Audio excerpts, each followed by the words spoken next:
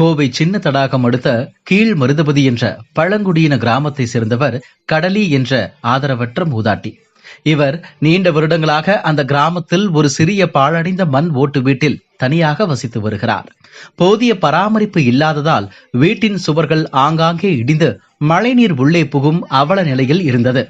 வயது முதிர்வு மற்றும் தள்ளாத நிலையிலும் மூதாட்டி கடலி தன் வீட்டை தானே சீரமைக்க துணிந்துள்ளார். இதற்காக அருகே உள்ள மாட்டு சாணத்தை சேகரித்துக் கொண்டு வந்து தனது கைகளாலேயே உடைந்த மண் சுவர்களில் பூசி மெழுகிக் கொண்டிருந்துள்ளார்.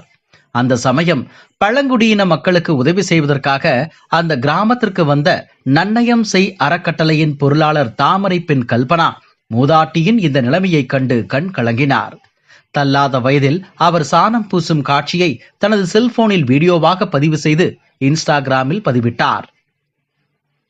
சுவர்கள் எல்லாம் இடிஞ்சு கிடக்கு, இந்த வயசுல இவங்க இதை செய்யறத பார்க்கவே நெஞ்சு வலிக்குது என்ற உருக்கமான வரிகளுடன் வெளியான அந்த வீடியோ தற்போது சமூக வலைத்தளங்களில் ஆயிரக்கணக்கானோரால் பகிரப்பட்டு வைரலாகி வருகிறது.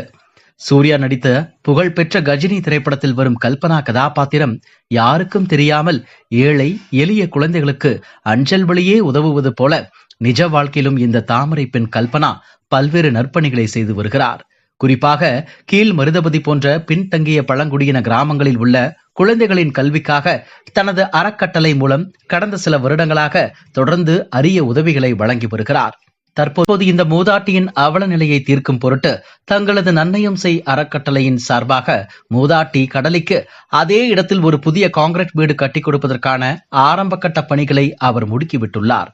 எங்களை போன்ற அறக்கட்டளைகள் மட்டுமே எல்லாவற்றையும் செய்துவிட முடியாது.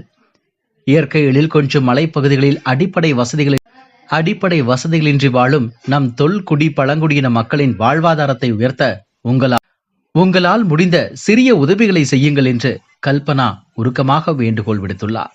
மூதாட்டிக்கு வீடு கட்டித்தர முன்வந்த இந்த நிஜகால கல்பனாவின் செயலுக்கு கோவை மக்கள் தங்களது பாராட்டுகளை குவித்து வருகின்றனர்.